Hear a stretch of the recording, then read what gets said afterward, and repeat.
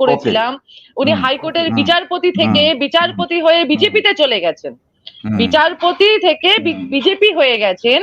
চাকরির প্রার্থীরা আজও সেই খোলা আকাশের নিচে বসে আছেন চাকরির আশায়। প্রার্থীরা যে যে যে অতলান্তে ছিলেন সেই অতলান্তেই রয়ে গেলেন। সন্দীপা মনে আছে নিশ্চয়ই অভিজিৎ গঙ্গোপাধ্যায়ের বাড়ির সামনে যখন এসএলএসটি চাকরি প্রার্থীরা গিয়ে বিক্ষোভ দেখাতে শুরু করেছিলেন, তার কাছে আশা করছিলেন, সেই সময় অভিজিৎ গঙ্গোপাধ্যায় বাড়ি থেকে নিচে নেমে এসে বলেছিলেন ওখানে বছরের পর বছর বসে থাকলেও চাকরি হবে না, পরের জন্ম মৃত্যুর পরেও চাকরি হবে না, চাকরি কোর্টে আসুন। তখনই কি আমরা ইঙ্গিত পেয়েছিলাম? আচ্ছা, শেখ শামীম এই প্রসঙ্গে একটা সুন্দর প্রশ্ন করেছেন, উনি ধর্মকে ভালোবাসেন, তাহলে কি ধর্মের রাজনীতি করতেই বিজেপিকে বেছে নেওয়া? আমি কৌশিক বিশ্বাসের কাছে যাব। কৌশিক বাবু, আপনারাও তো একই জিনিস। আজকে মুকুটমণি অধিকারী চলে এলেন, আপনারা একদম 1 মিনিটের মধ্যে মুকুটমণি অধিকারীকে নিয়ে নিলেন। বিজেপির প্রার্থী ছিলেন, সারা জীবন বিজেপি করেছেন। আজকে যেহেতু মতুয়া এলাকা, সেই মতুয়া এলাকার সুবিধা নিতে আপনারা মুকুটমণি অধিকারীকে মিছিলের মধ্যে নিয়ে নিলেন। দেখুন, প্রথমেই তৃণমূল কংগ্রেসের তরফ থেকে আপনার সমস্ত দর্শকদের শুভ সন্ধ্যা জানাই।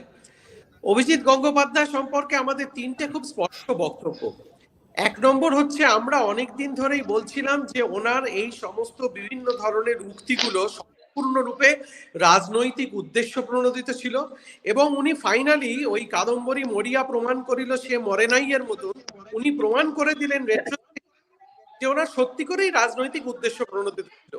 আপনি একজন অভিজ্ঞ সঞ্চালক, আপনি বলতে পারবেন ভারতবর্ষের একজনও স্বাধীন ভারতবর্ষের ইতিহাসে একজনও সিটিং বিচারপতি তিনি রেজিগনেশন করে তার 2 দিনের মধ্যে একটি রাজনৈতিক দলে যোগদান করলেন? এই নজির আমি যতদূর খবর নিয়ে জানলাম ভারতবর্ষের ইতিহাসে। আসলে ব্যাপারটা হচ্ছে, দুর্নীতি মানেটা কি? অর্থনৈতিক দুর্নীতি কি শুধু দুর্নীতি? আমরা বলবো নিশ্চয়ই না। দুর্নীতির যদি আপনি বাংলার সমাজ করেন, সেটা হচ্ছে নীতি থেকে দূরত্ব, নীতি থেকে দূরে চলে যাওয়া, সেটাই হচ্ছে দুর্নীতি। আজকে আইডিওলজিক্যালি উনি কত বড় একজন ব্যাংকক্রাফট এবং দুর্নীতিগ্রস্ত মানুষ আপনি ভাবুন, যে বিচার ব্যবস্থার কাছে সারা ভারতবর্ষ, এমনকি পৃথিবীর টোটাল জুডিশিয়ারি সিস্টেমে মানুষ ন্যায় বিচার আশা করে irrespective of caste, creed, religion and political bias.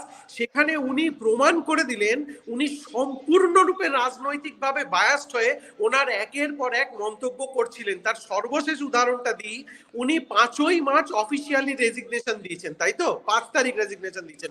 ওনার 3 তারিখের বক্তব্য দেখুন। 3 তারিখে যখন রেজিগনেশন দেননি, আমি আপনার সমস্ত দর্শকদের অনুরোধ করবো এই পয়েন্টটা শুনতে, যখন উনি রেজিগনেশন দেননি তখনও উনি বলছেন যে তৃণমূল কংগ্রেসের থেকে বিজেপি ভালো। সেটা কিন্তু রেজিগনেশন দেওয়ার আগে একজন জজ কি বলতে পারেন? আমি বলবো finally he did justice. Actually আজকে মমতা দি যে কথাটা দাঁড়িয়ে বলেছেন যে ওনার মুখোশটা খুলে গেছে, এবং আপনারা দেখতে থাকুন, ওনার জামানত বাজেয়াপ্ত হবে। ওকে, সন্দীপা কিছু বলতে চাইছে, তারপর আমি সুকান্তর কাছে আসবো। দেখতে থাকুন। হ্যাঁ, মানে এই দুর্নীতি ওই দূরের নীতি নয়, এই দুর্নীতি মানে কারাপশন। হ্যাঁ, যে কথাটা আমরা বারবার বলছি। এবার ব্যাপারটা হচ্ছে, কৌশিক বাবু, এই যে শুভেন্দু অধিকারীকে নিয়ে আপনারা বলছেন, তৃণমূল বলছে এই আমি তো শেষ করিনি, এই শুভেন্দু অধিকারীর পরিবারকে কত সহায়তা করেছেন, কত সাহায্য করেছেন, এটা তো মাননীয় নিজের মুখে স্বীকার করেছেন, তাই না? তো এবার শুভেন্দু অধিকারী যখন তৃণমূলে ছিলেন তখন তিনি ধোয়া তুলসী পাতা ছিলেন, বিজেপিতে গেছেন তিনি চোর হয়ে গেছেন।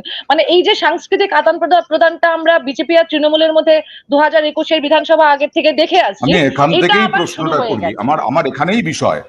একটু রবার্ট ভাদ্রা বলবেন কি? রবার্ট ভাদ্রার ব্যাপার কি ছিল? এবং রাহুল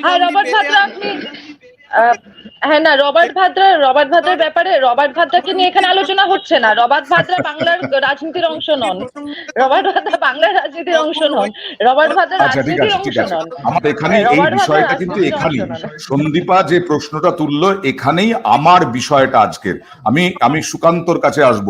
তৃণমূল হোক বা বিজেপি হোক, আজকে যে শুভেন্দু অধিকারী কত সুবিধে নিয়েছেন বা কত সুবিধে দেওয়া হয়েছে তৃণমূলের থেকে, যখন বিজেপিতে গেছেন ধোয়া তুলসী পাতা হয়ে গেছেন। আজকে বিজেপি থেকে যখন মুকুটমণি অধিকারী আপাতত একজন বিজেপি বিধায়ক এলেন, তখন তিনি ধোয়া তুলসী পাতা হয়ে গেলেন। আমার প্রশ্ন সেই আমার বিষয়টা নিয়ে, যাওয়া আসায় সুবিধেবাদী নয়? দেখো অয়নদা, যে বিষয়টা হচ্ছে যে আয়রাম এবং গয়রামের রাজনীতি আজকে নতুন নয় ভারতবর্ষে, তুমি তো অনেক ভালো মতো জানো। এবার ঘটনা হচ্ছে যে রাজনৈতিক যে সংস্কৃতি বা রাজনৈতিক সামাজিকীকরণ, যে আমাদের প্রসেসটা, আমি বারবার বলি, এই দুটোর উপর সম্পূর্ণ নির্ভর করে যে কোনো দেশের রাজনৈতিক পরিকাঠামো কি হবে তার উপর। এবার যেটা চলছে সেটা কিন্তু রাজনীতির ক্ষেত্রে ভালো নয়। কেন? কারণ ধরুন অভিজিৎ গঙ্গোপাধ্যায় আজকে বিজেপি কেন, যে কোনো দলেই যদি জয়েন করতেন, তাতে কিন্তু বিচার ব্যবস্থার যে জায়গা থেকে তিনি বিচারটা সবাইকে দিতে পারতেন, সেই জায়গাটা কিন্তু অনেক বড় জায়গা ওয়েন্দা। এবং সেই বিচার, যেমন আমরা যে কোনো সময় আমরা জানি যে যখনই কোনো দুটো মানুষের মধ্যে ঝগড়া হয়, তখন কিন্তু আমরা একটা কথাই আরেকজনকে বলি যে I will see you in court. তো সুতরাং বিচার ব্যবস্থার উপরে কিছু হতে পারে না। এবার এমপি এমএলএ হয়েও তিনি পরিষেবা দিতে পারেন, আমি বলছি না, কিন্তু কোথাও গিয়ে যে তুমি বলছো আয়রাম এবং গয়রাম, একটা দল থেকে যখন আমি আরেকটা দলে চলে আসছি, সেটা কিন্তু কোনো মতাদর্শের ভিত্তিতে নয় ওয়েন্দা। সেটা একটাই ভিত্তি, সেটা কোনো কিছু পাওয়ার লোভ এবং পাইয়ে দেওয়ার রাজনীতি। এবং সেটা করে করে কিন্তু কংগ্রেস অনেকটা শেষ হয়ে গেছে। কংগ্রেস থেকে বহু দলে তৃণমূল কংগ্রেসে বিজেপিতে জয়েন করেছে। এটা কিন্তু সঠিকভাবে গঠনমূলক রাজনীতি একেবারে সুকান্ত, ঠিকই বলেছো তুমি যে অ্যাকচুয়ালি এখানে দুটো বাইনারি আছে, একটা তৃণমূল বিজেপি। সিপিএম এর দেখছেন খুব স্পষ্ট, একটা বাচ্চা ছেলেও বলতে পারবে যে সিপিএম এ দেখছেন সেরকম কোনো আসন নেই, কোন রকম কিছু নেই, ক্ষমতা দখলের প্রশ্নই নেই, সিপিএম এ যাব না। কংগ্রেসেরও সেরকমই অবস্থা এ রাজ্যে, কংগ্রেসে যাব না, তাহলে কোথায় যাই? বিজেপিতে যাই। এবার রূপম বন্দ্যোপাধ্যায় একজন দর্শক, তিনি বলছেন অভিজিৎ বাবু যদি সত্যি অসহায় মানুষের পাশে দাঁড়াতে চাইতেন, তাহলে ওনার হাতে সেই ক্ষমতা ছিল, উনি পারতেন, কিন্তু সেই ক্ষমতা ছেড়ে টিকিট পেতে বিজেপিতে কেন? উত্তরটা দিন। উত্তরটা কে দেবে? অভিজিৎ বাবু তো আমাদের সঙ্গে নেই, কিন্তু আমি বলছি অভিজিৎ বাবু কি বলছেন, অভিজিৎ বাবুর কি মোটো, কেন বিজেপিতে? অভিজিৎ বাবু নেই, কিন্তু বিজেপির মানে অভিজিৎ বাবুর বাইট আছে। যখন অভিজিৎ গঙ্গোপাধ্যায় যখন আজকে জয়েন করলেন, তারপরে কি বললেন, কেন?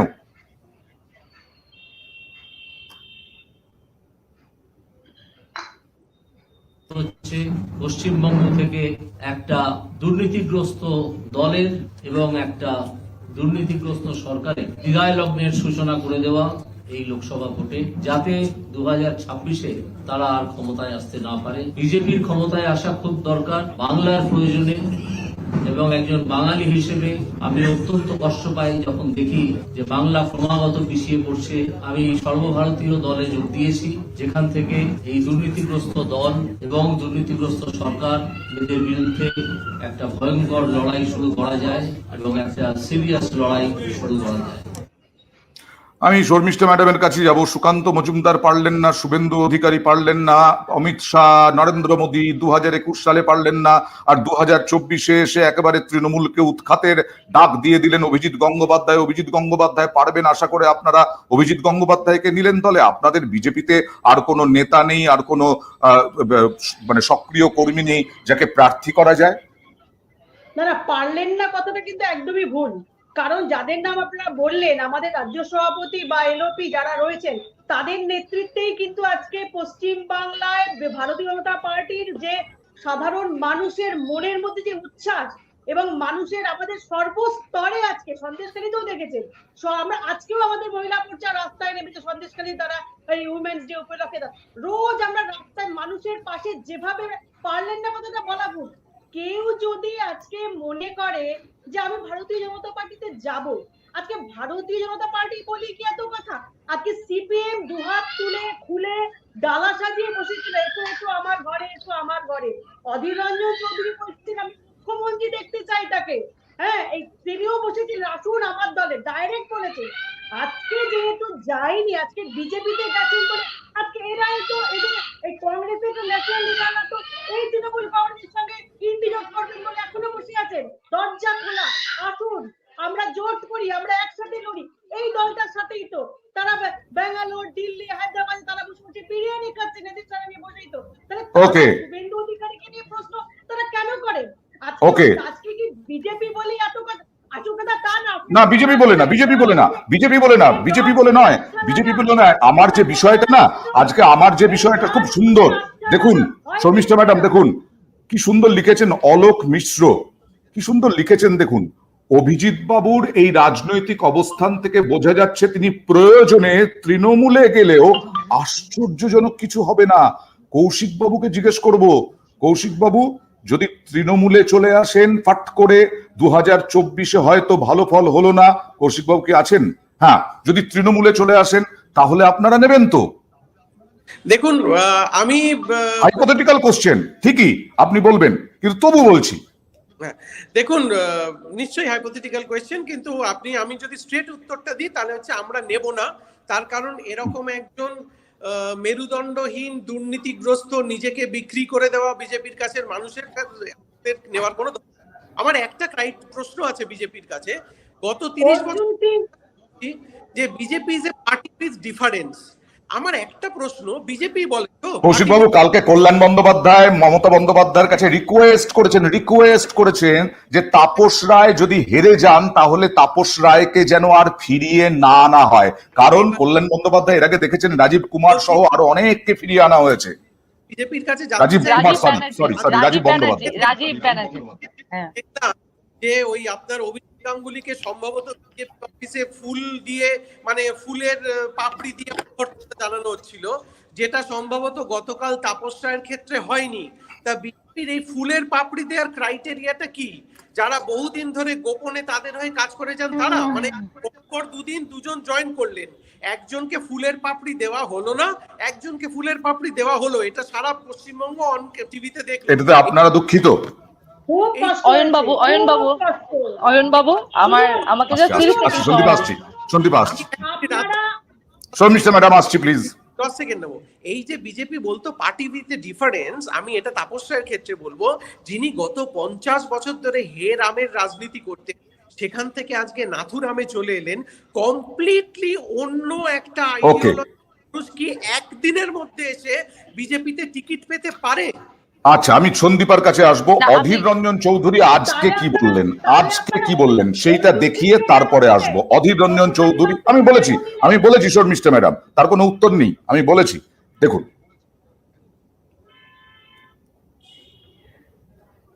তিনি যেগুলো সিদ্ধান্ত নিয়েছিলেন সেগুলো বাংলার মানুষের মধ্যে উৎসাহ জুগিয়েছিল, আশা জুগিয়েছিল। বাকি তার রাজনৈতিক জীবনে তিনি বিজেপিতে গেলে তো তাকে আমরা বলছি না যে ঠিক করছেন, তিনি ভুল করছেন, এটাই বলবো আমরা। কিন্তু বিচারপতি ছিল যখন, তখন তাকে নিরপেক্ষ চরিত্র দেখতে চেয়েছিলাম, তিনি তার কিছুটা প্রমাণ দিয়েছিলেন। এখন রাজনীতি যখন করতে পারবেন তখন তো সেই জায়গায় থাকতে পারবেন না তিনি। আমি আবার বলছি সন্দীপা, এখানে যদি কংগ্রেস শক্তিশালী থাকতো, তাহলে অভিজিৎ গঙ্গোপাধ্যায় যদি কংগ্রেসে যেতেন, তাহলে কিন্তু তোমরা এইভাবে তাকে ধান্দাবাজ বলতে না, তাহলে তোমরা এইভাবে সমালোচনা করতে না, নিরপেক্ষ নিয়ে প্রশ্ন তুলতে না। না দেখুন, ব্যাপারটা হচ্ছে আমরা তো কখনোই ওনাকে ধান্দাবাজ বলিনি, আমরা এখনো বলছি না ধান্দাবাজ। আমরা চাই অধীর চৌধুরী বলেছেন ধান্দাবাজ, অধীর চৌধুরী কালকে বলেছেন ধান্দাবাজ। না উনি কি বলেছেন তাহলে অধীর চৌধুরীর কথা অধীর চৌধুরী বলতে পারবেন। আমাদের কথা হচ্ছে, দেখুন ধান্দাবাজ বলতে, হ্যাঁ ডেফিনেটলি উনি তো ফেন্সিটার ছিলেন, উনি তো ফেন্সিটার, এই অর্থেই বলেছেন ফেন্সিটার, হি ইজ এ ফেন্সিটার। এবার ফেন্সিটার কেন বলবেন না? আমি কয়েকটা উদাহরণ আপনাদের সামনে তুলে ধরছি। যেমন একটি মেয়ে, একটি অ্যাক্ট্রেস, সে আমরা দেখেছি দিনের পর দিন মমতা ব্যানার্জিকে গালিগালাজ করেছে, হ্যাঁ, তো সে গিয়ে যুব তৃণমূল কংগ্রেসের সভানেত্রী হয়ে বসে গেছে। আমাকে নাম না করলেও আমি নাম করে দিচ্ছি, সায়নী ঘোষ। হ্যাঁ, এবার আমরা দেখেছি বন দপ্তরের নাকি প্রচুর ফাইল খোলা হবে, দুর্নীতির প্রচুর ফাইল খোলা হবে। তারপর জানি না ত্রিপুরায় গিয়ে একজনকে জয়েন করালেন, আমি একটু বলে নিই কৌশিক বাবু, আমি বলে নিই, আপনি ডাক্তার মানুষ, আপনার সমাজে একটা মান সম্মান আছে, সেটা হারাবেন না দয়া করে। হ্যাঁ, তো এবার বলতে চাইছি যে বন দপ্তরের ফাইলগুলো আজ অব্দি খোলা হলো। হ্যাঁ, এইবার আরেকটা যেটা দেখতে চাইছি, অধীর বাবুকে আমাদের প্রদেশ কি মুশকিল, আপনি যখন স্টুডিওতে আসবেন ওভারল্যাপ হলেও আমাদের খুব একটা অসুবিধা হয় না, কিন্তু যেহেতু সোশ্যাল মিডিয়া ওভারল্যাপ হলে অসুবিধা হয় মানুষের শুনতে। আপনি টিভিতে যখন আসবেন, স্টুডিওতে যখন আসবেন, তখন একটু ওভারল্যাপ হলেও কোনো ক্ষতি নেই। ঠিক আছে সন্দীপা, শেষ কর। এবার শেষ করে নিচ্ছি। এবার ব্যাপারটা হচ্ছে যে কিছুদিন আগে অবধি একজন অতি বিপ্লবী ছিলেন, আমাদের দলেই ছিলেন, কংগ্রেসেই ছিলেন। তিনি কংগ্রেসে থেকে কংগ্রেসকে নানান ভাবে কটূক্তি করছিলেন, আমাদের প্রদেশ কংগ্রেস সভাপতি অধীর রঞ্জন বাবুকে নানান ভাবে কটূক্তি করছিলেন, পুকুর নদী ইত্যাদি বলছিলেন। এখন তিনি নর্দমাতে গিয়ে ঝাঁপ দিয়েছেন। এই যে পেছনে দাঁড়িয়েছিল, কিছুক্ষণ আগে দেখলাম ছবিতে পেছনে দাঁড়িয়েছিল। আমি বলছি এরা হচ্ছে পলিটিক্যাল গ্যাম্বলার। এই যে অভিজিৎ বাবু কেন বলেছেন ধান্দাবাজ, কেন ওনা এইরকম লোকেদেরকে আমরা ফেন্স সিটার বলছি? কেননা ওরা সুবিধে নেওয়ার জন্য, আপনি বলুন, এই যে কিছুক্ষণ আগে সুকান্ত বাবু একটা কথা বলবে যে আজকের দিনও আমরা বলি কোন রকম কোনো বিরোধ হলে I will see you in the court. আজকে এই যে স্টেট ভার্সেস SLST থেকে শুরু করে যতগুলো চাকরি প্রার্থীরা আছেন যারা ডিএ পাচ্ছেন না, সরকারি কর্মচারীরা, স্টেট ভার্সেস তাদের সাথে লড়াইটা চলছে। কোথায় চলছে? মাঠে ময়দানে চলছে না তো, হাইকোর্টে চলছে, তো তারপর সেটা সুপ্রিম কোর্টে যাচ্ছে। তো এই যে উনি ল মেকার হতে চেয়েছেন, খুব ভালো কথা, ল মেকার আপনি হন না, কিন্তু এই ল মেকারদেরকেও যে নিয়ন্ত্রণ করে যে সংস্থাটি, তার নাম কোর্ট, আমাদের ভারতবর্ষের বুকে তার নাম কোর্ট। আপনি সেখান থেকে আপনি মানুষের জন্য কাজ করতে পারছিলেন না, এবং সেই জন্য আপনাকে চলে যেতে হয় বিজেপি নামক একটি দলে, এবং তার পাশে বসে আপনি বাইট দিচ্ছেন যে লোকটিকে বিজেপি প্রচার করেছে যে কাগজে মুড়িয়ে টাকা নিতে দেখা গেছে। এটা এইভাবে কি একটা নীতি আদর্শ আজকের দিনে পালন করা যায়? তাহলে আমরা বলবো এটাই নীতি আদর্শ। সুকান্ত নিশ্চয়ই দুর্নীতি, আদর্শ, নীতি, এই প্রশ্নগুলো উঠছে, কিন্তু দুর্নীতি যারা করছেন, মানে যাদের নামে অভিযোগ প্রকাশ্যে তো আর আমরা দেখতে পাচ্ছি না বা এখনো কনভিকশন হচ্ছে না CBI-ED, কিন্তু দুর্নীতিতে যারা অভিযুক্ত, যাদের নাম উঠে আসছে, সে শাসক দল হোক বিরোধী দল হোক, তাদের সঙ্গেই তো যোগ দিচ্ছেন অন্যান্য বিধায়ক, সাংসদ, নেতা। এ তো আমরা আজকে নতুন নয়। অয়ন বাবু, আমি জাস্ট একটা লাইন বলে শেষ করে নেবো, দুঃখে আমি একটু জাস্ট 10 সেকেন্ড নিচ্ছি। শর্মিষ্ঠা দেবী, আপনারা সর্বসমক্ষে দেখতে পাচ্ছেন আমাদের দিল্লির নেতৃত্ব, আমি এটা সাফাই গাইছি না, তৃণমূলের সাথে বসে মিটিং করছে, হ্যাঁ করেছে, সর্বসমক্ষে মিডিয়ার সামনে। পাহাড়ে মমতা ব্যানার্জি, হিমন্ত বিশ্ব শর্মা, জগদীপ ধনখড়ের কি মিটিংটা হয়েছিল রাজ্যের মানুষের সাথে, বলবেন কি আপনারা আজকে এখানে একটু? তাহলে সন্দীপা যখন এই প্রসঙ্গটা তুললো, না দুর্নীতির কথা বলছে না, দুর্নীতির কথা বলছে না, বলছে সেটিং এর কথা। দুর্নীতির কথা বলছে না, বলছে সেটিং এর কথা। দুর্নীতির কথা বলছে না, বলছে সেটিং এর কথা। সেটিং এর কথা বলছে। শামীম সাপুই, শুভেন্দু বাবু, ধোয়া তুলসী পাতা, তুমি মহারাজ শুধু শুধু হলে আজ, আমি আজ চোর বটে, বাংলায় রাজনীতি হচ্ছে না, এ যেন সেটিং সেটিং খেলা চলছে। এই সন্দীপার সঙ্গে মিলে গেল কথাটা সুকান্ত। অয়নদা, আমি তো এই কথাটাই বলছি যে কোথাও যেন এই যে তোমাকে যেটা বললাম আমি, যে বিচারক যেখানে যখন তিনি তার বিচারটা দিচ্ছেন এবং তার ফলে এত মানুষ তাকে অনেকটা ভগবানের আসনে বসিয়েছে, এবং সেখান থেকে যখন তিনি যে কোনো দলই যান না কেন, তার কিন্তু কম্পালশন থাকে, যে কোনো সিদ্ধান্ত একা নিতে পারবেন না। এবার সে ল মেকার হতেই পারেন, কিন্তু আমি যেটা বলতে চাইছি যে কোথাও গিয়ে যে রাজনৈতিক দলই হোক না কেন, সেটা কংগ্রেস হোক, বিজেপি হোক, CPM হোক, যেই হোক, যখনই অভিজিৎ গঙ্গোপাধ্যায় তার দলে আসতেন, তারা কিন্তু একদম নিয়ে নেবেন, এটা কেউ স্বীকার করুক আর না করুক। কিন্তু কোথাও গিয়ে আমার মনে হয় বিচারকরা যদি এই ধরনের কোনো উদাহরণ একটা রাখেন, তাহলে সেটা কিন্তু পুরো সমাজ রাজনীতির ক্ষেত্রে অত্যন্ত মানে বাজে বিষয় হবে। সুকান্ত, তুমি হ্যাঁ সিটিং জাজের কথা যদি বলো তাহলে আলাদা, কিন্তু রঞ্জন গগৈকে আমরা দেখেছি পুরস্কৃত হতে। জ্ঞানব্যাপী মসজিদে যিনি পুজোর নির্দেশ দিয়েছিলেন, পুজো করার নির্দেশ দিয়েছিলেন, তাকে দেখেছি পুরস্কৃত হতে। এটা নতুন নয়। আমি একটু মুকুটমণি অধিকারী, তিনি জয়েন করলেন তৃণমূলে আজকে, একেবারে 1 ঘন্টার ব্যবধানে সেই মুকুটমণি অধিকারী কি বললেন আজকে মঞ্চ থেকে একটু শোনাই, তারপরে আমি একদম শেষে শোনাই, আমাদেরই ইন্টারভিউ দিয়েছেন, শোনাই। নদিয়াতে সাধারণ মানুষের হয়ে কাজ করতে চাই, যে কাজগুলো বিগত দিনে কিছুই করা সম্ভব হয়নি, সেটাই একমাত্র উদ্দেশ্য। অনেকে বলছে আপনি ক্ষুব্ধ জগন্নাথ সরকার টিকিট পাওয়ার কারণে। সেটা তো পার্টির ডিসিশন। বিরোধী দলনেতাটা টুইট করেছেন আপনাকে নিয়ে, এবং সেখানে বলছে যে ডোমেস্টিক ভায়োলেন্সের কেস ছিল আপনার নামে, সেই আপনি কি করে তৃণমূলে গেলেন এবং পাশে মমতা বন্দ্যোপাধ্যায়, অভিষেক বন্দ্যোপাধ্যায়ের পাশে আপনি মিছিলে হাঁটছেন। সেটা সবার এগেনস্টেই প্রচুর কেস থাকে রাজনীতি থাকলে, এটা স্বাভাবিক বিষয়। আমি সাধারণ মানুষের জন্য কাজ করতে চাই, যেটা হচ্ছিল না, এবং নদিয়াতে একটা অশান্তির পরিবেশ, নীতি আদর্শের জন্য লড়াই যদি থাকতো তাহলে সে লড়াই করা যেত। কারা করেছিল এই পরিবেশ? রাজনৈতিক হিংসা সব পক্ষ থেকে হয়ে থাকে। শেষ প্রশ্ন, সেটা হচ্ছে মতুয়া ভোট ব্যাংক, সেটা কি কোনোভাবে তৃণমূল কংগ্রেসের দিকে ফেরার চেষ্টা আপনি করবেন বা আদৌ ফিরবে লোকসভা ভোটে? মানুষ আমার সঙ্গে থাকবে আশা করছি। সবটাই গোল গোল গোল গোল। যাই হোক, আমি কৌশিক বাবুকে জিজ্ঞেস করব যে তৃণমূল হোক বা বিজেপি হোক একই নয় কি? আজকে মুকুটমণি অধিকারী আবার প্রার্থী হয়ে যাবেন, আমরা দেখবো হয়তো রানাঘাটের প্রার্থী হয়ে যাবেন, সংসদে লোকসভার টিকিট পেয়ে যাবেন। আবার ওদিকে বিজেপিও টিকিট দিয়ে দিচ্ছে তাপস রায়কে। মানে আপনারা খুব ভালো করে জানেন আপনাদের ক্ষেত্রে মমতা বন্দ্যোপাধ্যায় একটা মুখ, আর ওদিকে বিজেপিও জানে নরেন্দ্র মোদী একটা মুখ। জিতবেন যিনি, এই দুজনের জন্যই জিতবেন। কৌশিক বাবু প্রথমে, তারপরে শর্মিষ্ঠা ম্যাডামের কাছে যাবো। দেখুন, এই কথাটা আমাদের বলতে কোনো দ্বিধা নেই, দ্ব্যর্থহীন ভাবে বলতে পারি পশ্চিমবঙ্গের তৃণমূল কংগ্রেসের চেয়ারপারসন মমতা বন্দ্যোপাধ্যায় আসমুদ্র হিমাচল যে ইমেজ এবং ওনাকে নিয়ে লোকের যে আবেগ, তৃণমূল কংগ্রেসকে যারা ভোট দেন তারা মমতা বন্দ্যোপাধ্যায়কে দেখেই ভোট দেন, এবং মমতা বন্দ্যোপাধ্যায় এবং অভিষেক বন্দ্যোপাধ্যায় আমরা খুবই আশাবাদী যে আগামী লোকসভা নির্বাচনে আমরা দুর্দান্ত ফল পশ্চিমবঙ্গের মাটিতে করতে চলেছি। ওকে, শর্মিষ্ঠা ম্যাডাম। দেখুন, একটা কথা আছে না, গ্রেট স্যার সাওয়ার, তা এখন অভিজিৎ গাঙ্গুলিকে এই ভগবানের আসনে যারা বসিয়েছিল বিজেপিতে গেছে বলে তারা যেভাবে কুৎসা করছে, আজকে কংগ্রেসের যে আইনজীবীরা রয়েছে, মনু সিংভি বলুন, কপিল সিব্বল, তৃণমূলের সমস্ত কিছু যত দুর্নীতির কেস আছে, এমনকি শেখ শাহজাহান পর্যন্ত, এরাই কিন্তু অয়ন বাবু বলতে দিতে হবে, এরাই কিন্তু বলতে দিতে হবে। সেটিং এর কথা একটু কম বললেই ভালো হয়। আর দু নম্বর কথা হচ্ছে বলতে দিতে হবে, বলতে দিতে হবে। একটু পরিষ্কার বলে দিয়েছেন, তিনি বলেছেন আমি যে কাজটা করব দেখবেন সেই কাজের মধ্যে কোনো দুর্নীতি লাগবে না, আমি সেটা আচ্ছা, ওকে, তাহলে এখানে ওকে, আমার শেষ হয়ে আসছে সময়। সন্দীপা, যদি আমি আসছি তো, সন্দীপা আসছি আমি। যেভাবে তৃণমূলের কথা বলার অপেক্ষা রাখে না।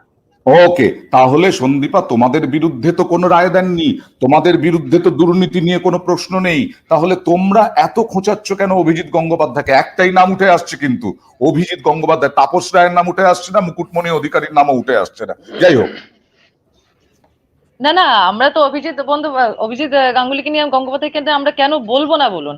কেননা আমাদের রাজ্যে, মানে প্রত্যেকটা রাজ্যে ডিআইজি কে ঠিক করে, ডিআইজি কে হবে সেটা কে ঠিক করে? শর্মিষ্ঠা দেবী জানেন কি? না জানলে আমি বলে দিচ্ছি, মনে হচ্ছে আপনার কাছে এটা রকেট সায়েন্স। রাজ্য সরকার, স্টেট ইউনিয়ন মিনিস্ট্রি মানে হোম মিনিস্ট্রি, আর ইউপিএসসি চেয়ারম্যান।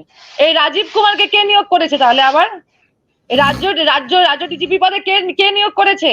তাহলে দেখে নিন, এই যে সেটিং বলছি সেটাই। আর অভিজিৎ গাঙ্গুলি, আমরা তো বলছি রাজনৈতিকভাবে আমরা ওনাকে রাজনীতির ময়দানে আমরা জানাচ্ছি, স্বাগতম জানাচ্ছি, কিন্তু ওটা সিটিং, ওই যে ঘুরে ফিরে আবার সেটাই আসছে, একজন সিটিং বিচারপতি, উনি কি করে এটা করতে পারেন? সেটাই তো, একজন সিটিং বিচারপতি উনি কি করে এটা করতে পারেন? আমি আবারও বলছি, কোর্টে থেকে ওকে, করে দিন না। আরে লোকসভা, আমরা তো মুখ্যমন্ত্রী দেখতে চেয়েছিলাম, প্রধানমন্ত্রী না। আমরা তো মুখ্যমন্ত্রী দেখতে চেয়েছিলাম, প্রধানমন্ত্রী না। এ রাজ্যে সুকান্ত একদম সত্য করে জানতে চাইবো 30 সেকেন্ডে, যে বিজেপির মুখ কম পড়িয়াছে কিনা, তাই অভিজিৎ গঙ্গোপাধ্যায়ের দিকে এত আগ্রহ। মুখ কম পড়িয়াছে কিনা, মমতা বন্দ্যোপাধ্যায়ের সঙ্গে লড়াই করার মতো মুখ কম পড়েছে কিনা? সুকান্ত, একদম একদমই, আমি সেটাই বলতে চাইছি যে মুখ সত্যি কোন একটা জায়গায় কিন্তু সুকান্ত মজুমদার বা শুভেন্দু অধিকারীর সঙ্গে মমতা বন্দ্যোপাধ্যায়কে, আমি কিন্তু বলছি না যে তুমি যেটা বলছো মুখের একটা বড় গুরুত্ব রয়েছে, তো সেই জায়গাটা দাঁড়িয়ে ওনারা মনে করছেন যে অভিজিৎ গঙ্গোপাধ্যায় যদি বিজেপিতে আসেন তাহলে হয়তো ভাবছেন যে সিটগুলো অনেক বেশি সিট তারা পেতে পারেন, যেহেতু তিনি যে চাকরি প্রার্থীরা চাকরি পায়নি, অনেকদিন ধরে আন্দোলন করছে, তাদের জন্য আছেন, সেই জন্য হয়তো কিছুটা তারা পজিটিভ দিক পেতে পারেন। কিন্তু আমার মনে হয় অভিজিৎ গঙ্গোপাধ্যায় এলেও খুব একটা প্রভাবিত হবে না নির্বাচন। কিন্তু অভিজিৎ গঙ্গোপাধ্যায়কে বিচারক হিসেবে মানুষ যতটা ভালোবাসতেন, তার নির্বাচনে দাঁড়ানোটা এটা সময় উত্তর দেবে। এখন এটা বলার সময় আসেনি। একটা দিকে হচ্ছে অভিজিৎ গঙ্গোপাধ্যায়, তাকে কিভাবে নেবেন মানুষ, আরেকটা দিক হচ্ছে তাপস রায়। 52 দিন পর অভিমান করেছেন যে তাকে ফোন করা হয়নি, ইডি হানা দিয়েছিল, তাকে কিচ্ছু বলা হলো না নেতৃত্বের থেকে। তিনি যেদিন বললেন যে আমি দল ছাড়বো, তার পরের দিনই বিজেপিতে যোগ দিতে দেখা গেল। তাহলে তাপস রায়কেও কিরকম ভাবে নেবেন, এইটাও একটা বড় প্রশ্ন। আমাদের এই জনতার দরবার চলতেই থাকবে। আপাতত আজকের মতো আপনাদেরকে অনেক ধন্যবাদ।